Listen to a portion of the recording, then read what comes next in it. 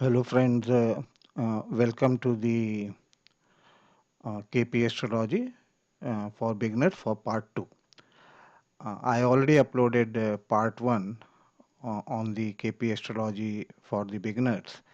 So if you have not watched the part 1, I would strongly suggest that you watch part 1 because there is some important information in part 1 that would be very helpful. I am going to mention the link of the video to part 1 so that it would be easy for you to navigate to that video easily. So in part 2, we are going to cover these concepts: star lord, significator, sublord, cusp, how to read a horoscope, and the dasha transit in the KP system. Some of these points, star lord and significator, I think I did cover in part 1.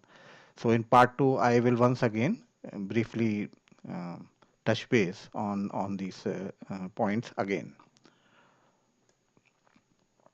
Now the first principle in KP astrology is that a planet predominantly gives the result of its star lord.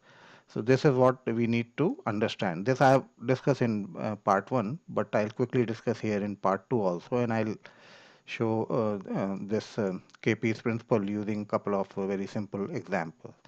So it says a planet predominantly gives the result of its star lord. So let's take the planet Ketu, and so it's saying a planet. So that's Ketu predominantly gives the result of its star lord. So Ketu, let's assume, is in Scorpio 2 degree. Now Scorpio 2 degree is ruled by the star Vishaka, and this star is ruled by Jupiter. So the star lord becomes Jupiter, star becomes Vishaka, and the planet is Ketu. So we can reread this statement: a planet predominantly gives the result of star lord, by saying Ketu will predominantly give the result of its star lord, that's Jupiter. So let's look in this example horoscope and try to understand that what this principle means. Now this is just an example simple horoscope, and we see Ketu in the 8th house. Now from the traditional point of view, when Ketu is in the 8th house, the usual reading is that 8th house is a bad house, 8th is for accident, and Ketu is a fiery kind of planet. So usually the result is said to be bad in terms of being risky from the accident or the health point of view. But that's not applicable in KP.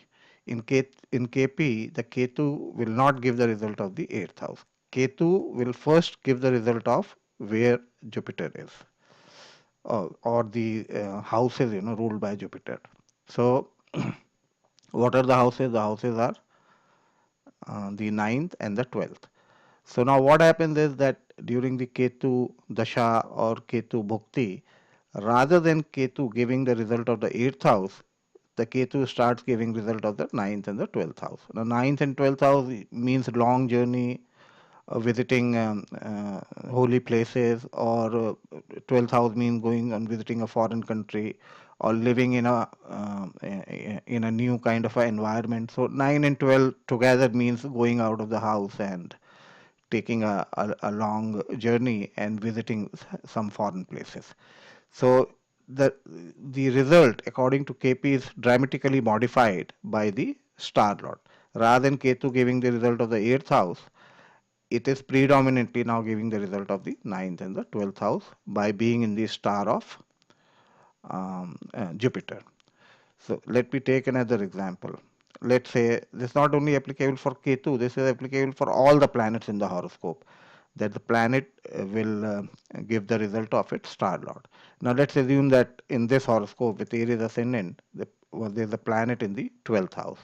Now with 12th house, usually the traditional result is about a loss of wealth, or somebody going through a lean or the bad period. 12th house is generally deemed to be a bad house.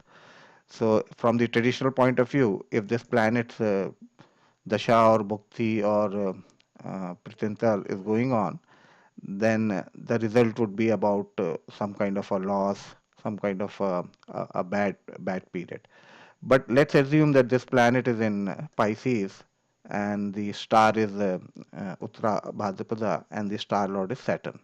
So now this planet the result of this planet will be modified and it will start giving the result of where the Saturn is in the horoscope and the houses ruled by Saturn. So, what are the houses ruled by Saturn in the horoscope? These are the 10th and the 11th house. So, now according to KP, rather than this planet giving any loss or negative result, it has become a very beneficial house because the 11th house is for income and fulfillment of desire.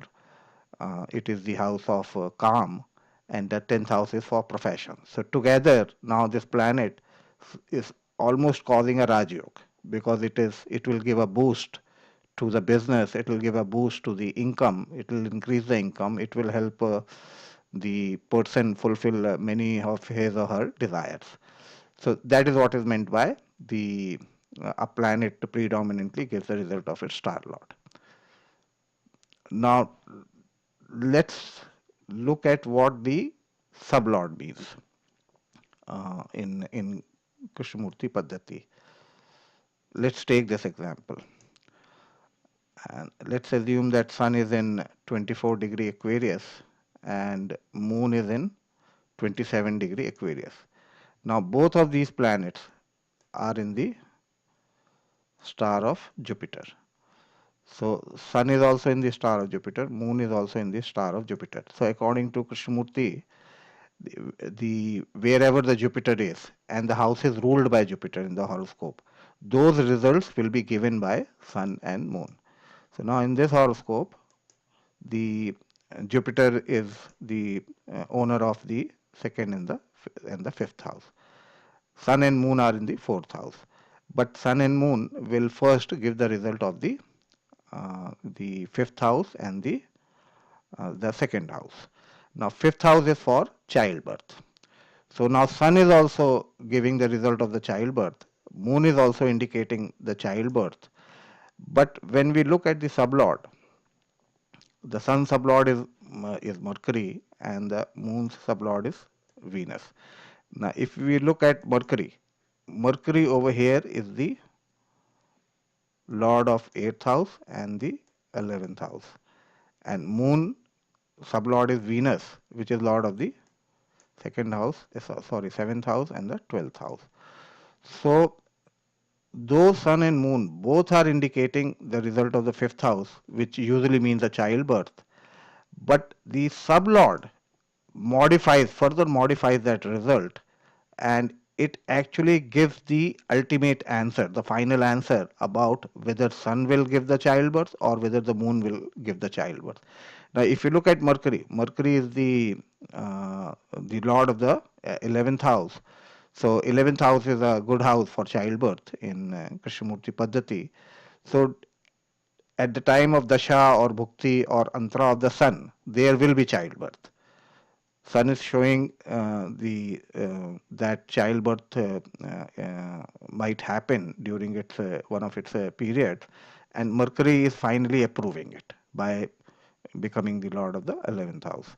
But moon is also indicating towards the childbirth, but during the moon bhukti and pratyanta and all that, childbirth will not happen because Venus is the lord of the 12th house, and 12th house is a negative house for the childbirth. So the star lord usually indicates the one or multiple areas of life that come into sharp focus. So the star lord Jupiter over here is bringing in focus the area of the childbirth. Sun is also into that focus, moon is also into that focus. So, but the outcome will be good or bad, positive or negative, depends on the sub, and sub has the final say. So, sun and moon both were indicating childbirth, and when I say indicating childbirth, it means that an attempt toward that direction is made towards having a child or towards an expectation of having a child. But it is ultimately the sublord that decides whether that particular event will happen or not happen, and at the same time whether that event will happen in a positive way or negative way. So this is another very important finding of Krishnamurti about the sublord, and it is very important that you have to have a very clear understanding of the role of the star lord and the sublord in the Krishnamurti Padhdhati. I've shown you with one very simple example. Let's elaborate a little bit more about what Krishnamurti is trying to say in terms of the star lord and the sublord. So Krishnamurti says if a planet A signifies ascendant and the sublord signifies 8.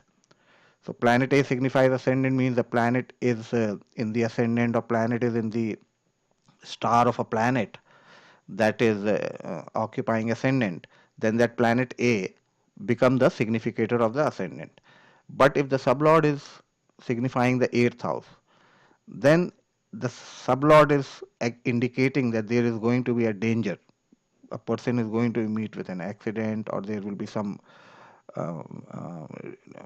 health issues, or some kind of a negative thing is going to happen in a person's life, because the ascendant indicates self and the sublord is indicating what is going to happen, positive or negative to the self. Similarly, let's say if a planet B also signifies ascendant, but if the sublord signifies 11th house, then this is going to be a very positive period for that planet. So if you look at the planet A and B, the both are indicating the ascendant. A is also indicating the ascendant, B is also indicating the ascendant, but the ultimate result, positive or negative, has been modified by the sub. In when a person runs the dasha of dasha bhukti antar of A, then there is a danger, and but when he or she runs the dasha of B, then that period becomes very positive for him or herself. Similarly, let's say if a planet A is signifying the second house usually means now the focus is on earning money, an attempt is made towards increasing bank balance. There has to be some inflow of money. That is what usually the second house means. Apart from so many other things, this is what second house normally means. So if a planet signifies the second house and the sublord is in the sixth house, so this has a sub meaning. But if there is another planet, that planet is also signifying the second house. But if the sublord is signifying the 10th house, then it has a different meaning. In the first case, if the sublord is signifying the sixth house is for in having a loan, going to the bank and or getting some money, on loan from someone. So the second house shows about money, that there is going to be a inflow of money. But here the sublord says that that inflow, that income of money is going to be through a debt. One is going to go and raise some kind of a loan, and this is how there is going to be an increase in the money. But in second case also the planet is indicating about the increase in the money.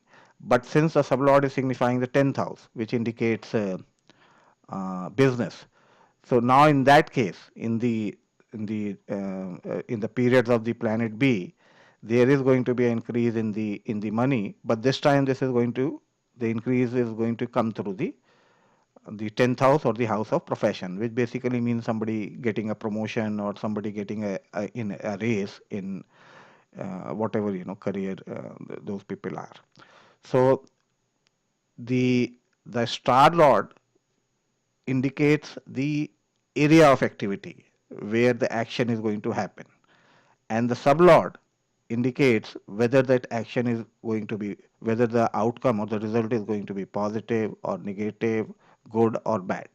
So this is how the star lord and sublord come together to uh, to describe about a particular event that is going to happen in a person's life. So when you look at the relationship of the star lord and sublord, and the sublord has to finally decide yes and no, sublord will have the final answer, then you can sum up the relationship between the star lord and sublord. So let's say a planet signifies money, and the sublord is also signifying money. So this is a no-brainer that person during its that planet's period is going to have an increase in his bank balance, and there will be an inflow of money.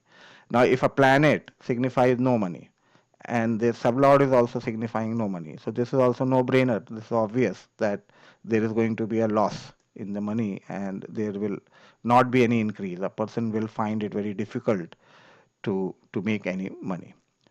But take this scenario where the planet is signifying no money and the sublord is signifying money. These are strange period. These are the period when a person might be expecting that there will be no money, but suddenly the sublord comes to the rescue, and there is some development, and a person can see some money flowing in. Now, planet signifies money and also expense, and the sublord signifies money.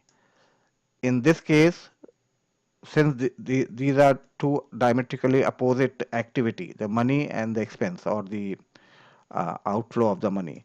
So in Krishnamurti Padhdhati, if you see positive and negative thing, then they don't cancel out each other. You don't say that money and expense will cancel out each other and nothing will happen.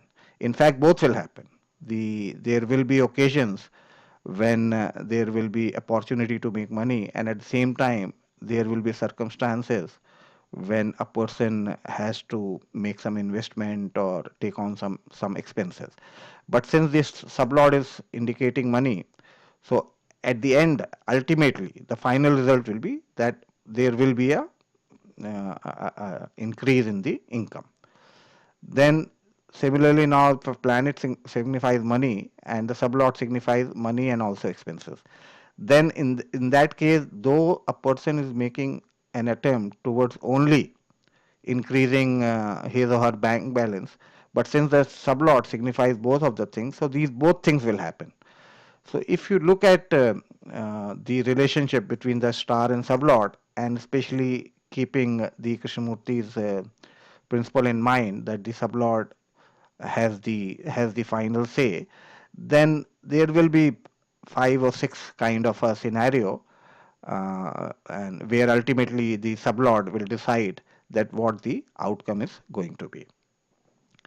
Now, the sublord is also used for some kind of a detail reading, and so let's assume that there is some aspiring politicians, and now who wants to become a cabinet minister. So now at that time, the the dasha, bhukti, and antar combination will be predominantly connected to these houses, because these are the houses that indicates an activity in the professional career, whether it's a political or non-political. So the significators in action are these houses, and the objective or the activity or the area of life that comes into focus is that this guy who is a politician, now he wants to become a cabinet minister. So now he's obviously going to make some attempt, and because the significators have come to life, and there is some kind of a possibility that he or she might become a cabinet minister, but there is a suspense. So the answer to the suspense, yes or no, comes from the sublord. The sublord will finally decide whether this guy is going to uh, get a post in the cabinet, or he or she would be declined a post. Not only the sublord as a deciding factor tells the outcome of the particular event that seems to be promised in a person's life, but this sub is also used as a for some kind of a detail reading. So let's say the sublord is sun. So, and let's say the answer is that the person is able to secure a cabinet position. That is what the ruling of the sublord is. And let's say the sublord was sun. Then because sun itself indicates government. So for a detail reading, you can say that by using some government connection, or by using some old political connections of people who are already in a responsible position in Sun, this person will be able to secure the cabinet minister post. Now, if there is Mars, now Mars is a fiery planet, and so you might say that this person will, and if Mars is appear at the sublord, and the answer is yes, then you can say that by flexing his or her muscles, or by threatening, or by raising some kind of a tension, this person will be able to secure uh, the cabinet post. For Mercury, Mercury is a planet of correspondence and publicity, media, and things like that. So you can say that this person, by sending whatever emails or communication, or by using social media or press releases, will try to influence and secure a position. So Jupiter is a benefic planet, and so by contacting people who are related to some temple or organization, honorable people, good people, this person will be able to secure the uh, that particular post. So what the idea is that this sub is also used for some kind of a detail reading, and this is where your knowledge about the traditional astrology will be useful. That is why I mentioned in part 1 that do not straight away jump to Krishnamurti Padhdhati. Devote some time, invest some time in learning traditional astrology, because these concepts will become handy, and these concepts will be useful when you start using Krishnamurti astrology. Now, let's come to the significators. So, in the traditional astrology, we see that if moon and sun are in fourth house, then we usually just say that these two houses, the ninth house and the fourth house, these two houses are influenced by moon. And for sun, we say that the the tenth house and the fourth house is influenced by the sun. But in Krishnamurti Padhdhati, the significators are, first is at the planet level. So if you look at the sun, then sun is in fourth house, and sun is uh, the owner of the tenth house. And now if you look at the star level, so Jupiter, I have not shown the position of Jupiter in this horoscope, so we'll just take the ownership, so which is second and 5. And then finally, you have Mercury, which is the 8 and 11. So now, when sun's period is active in terms of dasha, bhukti, yantra, and all that, then all these houses, they all come together, and then there is a handshaking in the sense that in Krishnamurti Padhdhati, a particular event unfolds when multiple houses come together. Then only that event happens. One single house is not responsible. A house has to reach out and create some kind of a relationship, create some kind of a handshaking with other houses. So this is how the one or the multiple events then starts unfolding in one particular dasha period. So, for example, in this horoscope, we already saw that the 2, 5, and the 11, right? So 2, 5, 11 is the for the childbirth, right? So this is how the signification of sun creates this kind of handshaking and indicates one area of event that is promised during its period and subperiods. Similarly, you see 10, 2 and 11. 10 to 11, these are good houses for business. So at the same time, when the childbirth is happening, at the same time, this person might even get a promotion. So the idea is that these significators, they create they bring certain houses into a relationship, and so that one or multiple events can happen at the same time. For example, let's say a person is going through, Venus Saturn or Saturn Venus period for 3 years.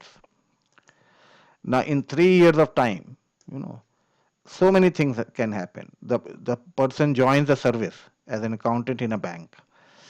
During this period, he gets married.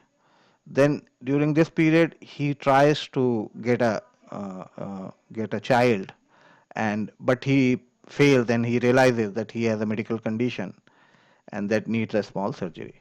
Then at the same period, Venus Saturn period, he starts a side business in some speculation and start losing some money on it. Then his father falls seriously sick and is hospitalized. So, and then finally he is blessed with a child also in the Saturn Venus period. See, this is not a very uncommon example. This is what usually happen in people's life. Even if you look at your horoscope, you will see multiple events happening at the same time, and some events are good, right? Some events are good, some events are bad within the same span of time. So, in Krishnamurti Padhdhati, the houses that are shown by the significators in Dasha, Antar, and Bhukti, they all come together. And when they come together, they show one or multiple events of life. And some events could be good, some events can be bad, some could be positive, some could be negative. So this is how, when you create the list of significators like I showed you here, then you have to create a list of significators for all the planets.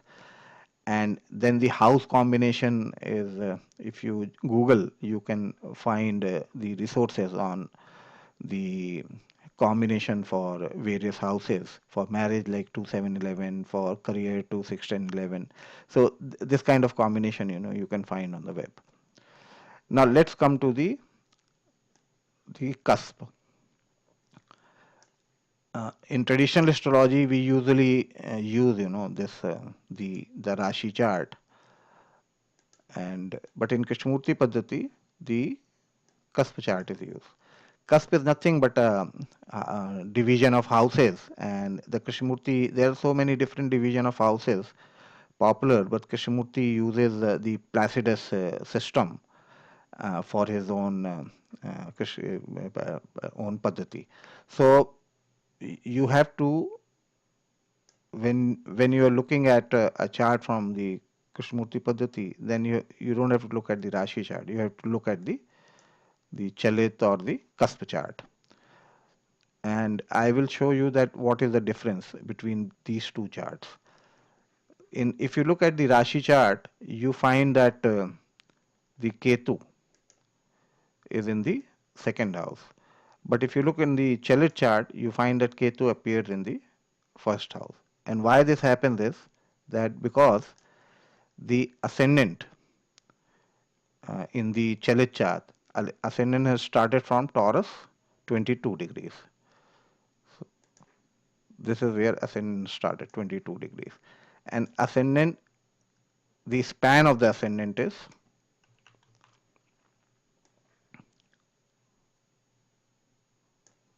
Gemini 17 degrees. So the span of the ascendant is Taurus, from Taurus 22 degrees to Gemini 17 degrees. And the second cusp immediately starts from this point, and it will end into some degrees, which will become the span of the second cusp. Now, if you look at the ascendant, you see there are both the signs, Taurus and Gemini. But the starting point is always taken to be the point that reflects that particular bhav. So if we say who is the ruler of the ascendant, so we don't get confused about with Taurus and Gemini. We say since the starting point is the Taurus 22 degrees, so the the ascendant is ruled by Venus. And now if you look at the degrees of the Ketu, now Ketu is in Gemini 4 degrees, right?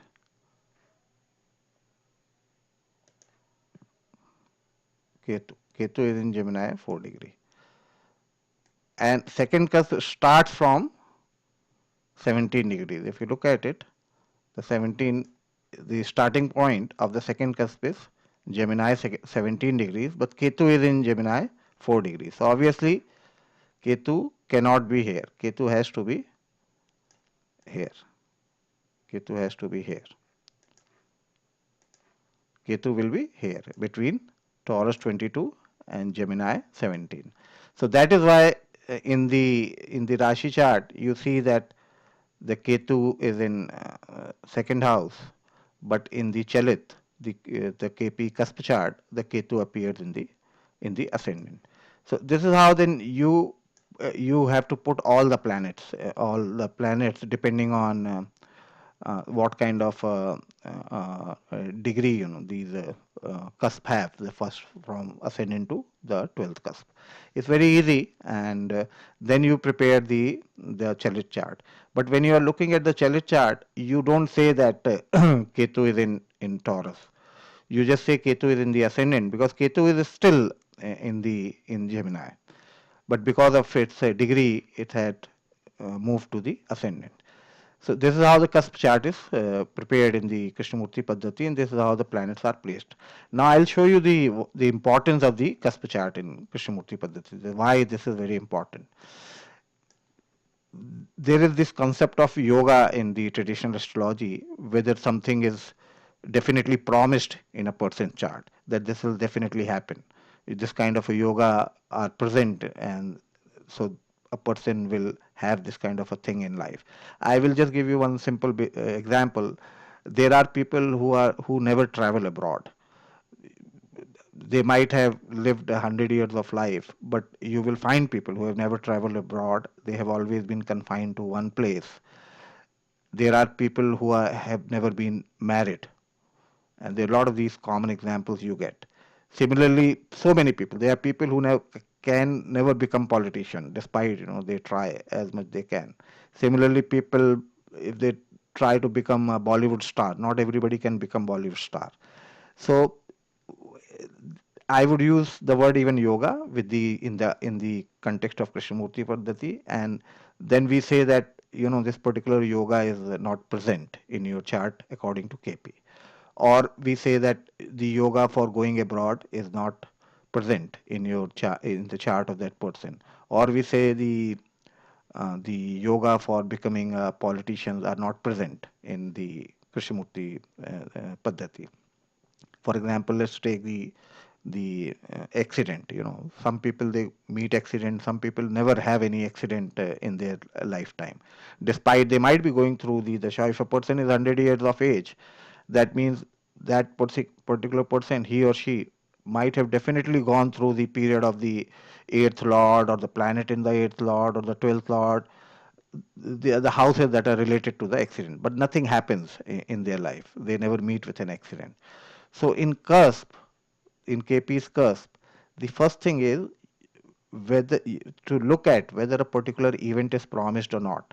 You look at the sublord of the cusp. These are the sublord of the cusp. Like planets have the sublord, similarly the cusp also have the sublord. So to make things simple by using example, let's say that this is some kind of a chart, and you have to find out whether this person will meet with some kind of a accident in his or her life. So for that, the Krishnamurti's rule is that the eighth cusp, the eighth cusp sublord, here the eighth cusp sublord is Mars, should be connected to, or should be a significator of, the 12th house, or the 8th house, and should be connected with Mars or Rahu, because these are the planets that usually bring about some kind of accident. Mars, fiery planets, Mars like Ketu and all that. So here the sublord is Mars, and if you look at the Chalit chart, then you find that Mars is already in the 12th house, right? So then that this person at some point of a time is going to meet with an accident. And now when depend on the dasha. Then for that, then you have to look into the significator of houses related to the accident, like fourth house, eighth house, and 12th house. And then you have to make an analysis. The cusp has at least helped you reach this decision that this person will meet with an accident. And now you look into the significator and try to find out the time when it is going to happen. Similarly, about the marriage, you look at the seventh sublord, and you try to find out if the seventh sublord promises marriage or not, or even if the seventh sublord promises more than one marriages. So this is the importance of the cuspal sublord in Krishnamurti Padhdhati. There are some videos that I created about when to use the cuspal sublord and when not to use. So you can look into my channel and you will find some of those videos that have some more information. But in a nutshell, I've explained you that the why these cuspal sublords are used. Now, so in this video now what we have covered is the star lord, we covered the significator, we covered the sublord, we have covered the cusp. Now, when you have learned all these things, and then it is the time for you to start reading a horoscope from the Krishnamurti's point of view, and and how to apply the dasha and transit to pinpoint a certain date. In Krishnamurti was very popular in giving out the exact date of a particular event. So you will be able um to proceed on those lines. I'm not going to discuss, the reading a horoscope or the transit, and because this is a very elaborative kind of a subject, and you need many examples to to fully understand what how to use the how to read a horoscope using Krishnamurti Padhdhati. One benefit with Krishnamurti Padhdhati is that you don't have any confusions like you have with the traditional astrology. In traditional astrology, you see there are a lot of discussion going on whether Vishottari Dasha has to be used, or Ashtottari, or the Kal Chakra, Manduk. There's so many different kind of dashas. Krishnamurti in Krishnamurti Padhdhati, Krishnamurti has point blank said that you have to use Vishwattari Dasha. Similarly, old astrology, and if you have devoted some time in the old astrology, and when you find that the answers are not, you're not able to assess a chart as easily, then you delve into the various, anansha. You think that a horoscope might be wrong, or the anansha that you are using might be wrong, and that opens a whole Pandora's box for you.